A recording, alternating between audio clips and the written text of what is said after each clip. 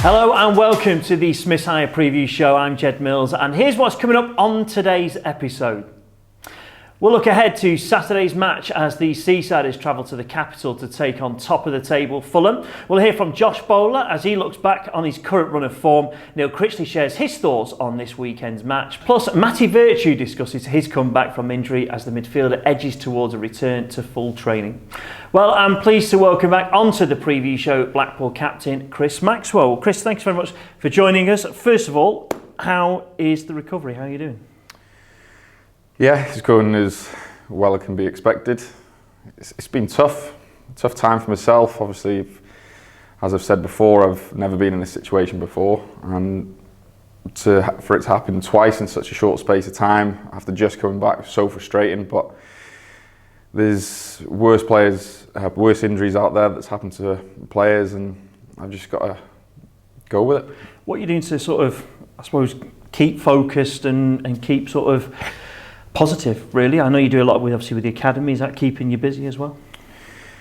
Well, I think it's a bit cliche, but you say that you go to bed better than what you did when you woke up that day. But it is like that for me at the moment. I'm trying not to think too far ahead into the future in terms of when I'm going to be back, which game can I be back for, when I'm going to be training properly again, and things like that. It's almost get my head down, work hard each day, and then every day I'm getting closer to the finish line. So the sooner I'm back is better for myself, and I'm desperate to do that. Did you do that before? Did you sort of had a time frame in mind, and maybe you came back just too quickly, or was that not the case? Or no, actually it was 2 weeks later than first expected.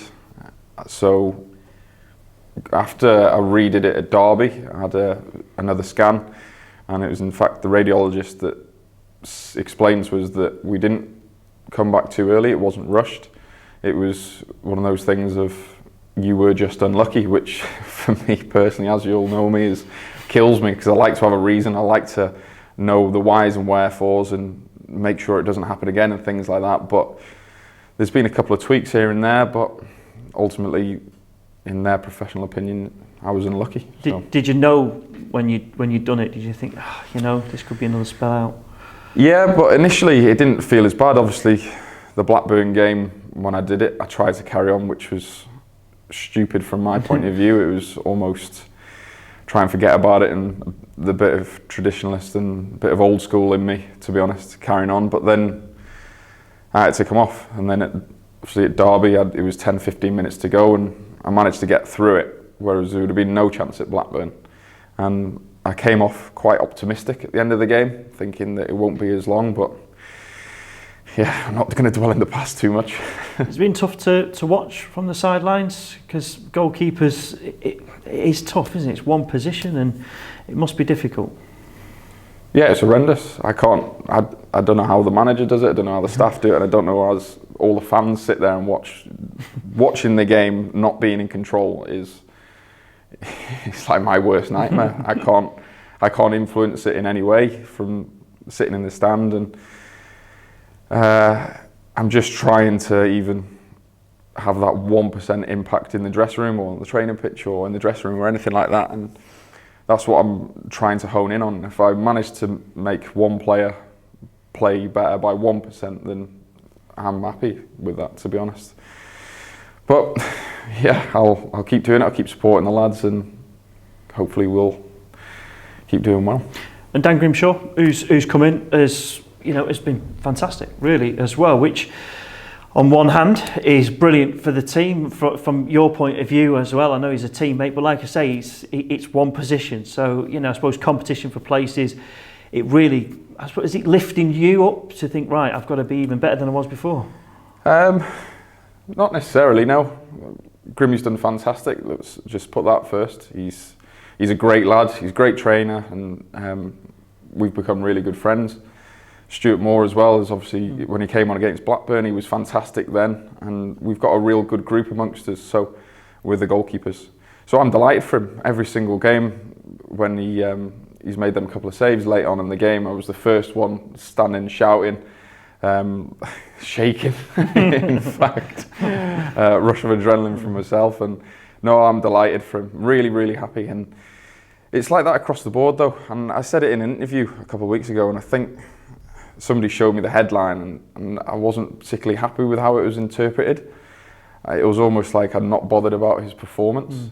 I'm a team player first and foremost. If it was to sit out every single game and we were to go up, win every game and get promoted, that I'm happy with that. The same way if I was playing, I'd rather concede 5 goals and score 6 goals to win a game. I would do that, not a bother. It's not about me.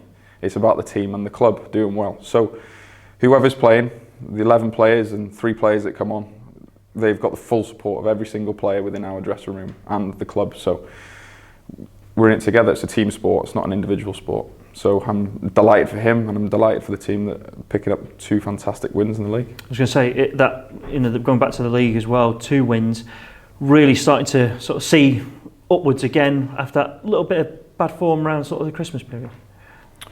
Yeah, well, it's going to happen. We're playing in a tough league. Everybody beats everybody, as I've said a couple of times, and it's so close. It's about being in that top 10, top half of the table come the last 10-15 games of the season. We're doing that. We've been steady. Obviously we've had a couple of defeats, but then we've come back. We've had a couple of great wins, and every team across the championship is going to have good form and bad form. It's just minimising the bad form and sustaining the good form is going to determine where you get to. So I wouldn't say we're happy with where we are on the table, but we've got how many games to go? 20 odd games to go.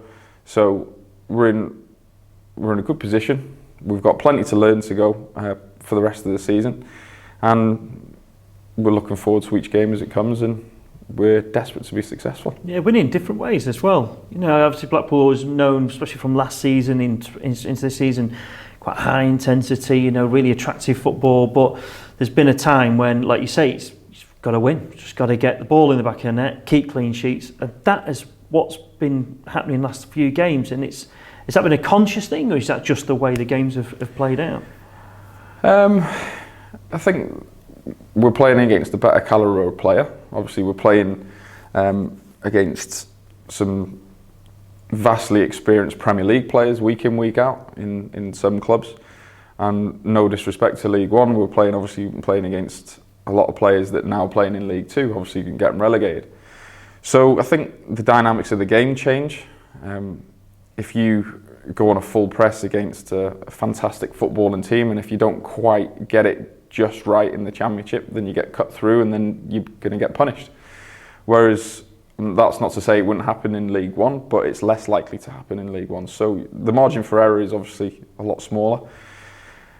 And in terms of finding different ways to win, obviously Millwall came here and we all know what Millwall are about, and I was really proud to be a teammate and watching that performance, because on the eye you could say it's not great to watch or entertaining, but for me, seeing the boys there battling and scrapping against a tough Millwall side and doing them over at their own game, particularly without the ball, was fantastic to see. So to come out that game 1-0 was a credit to all the players.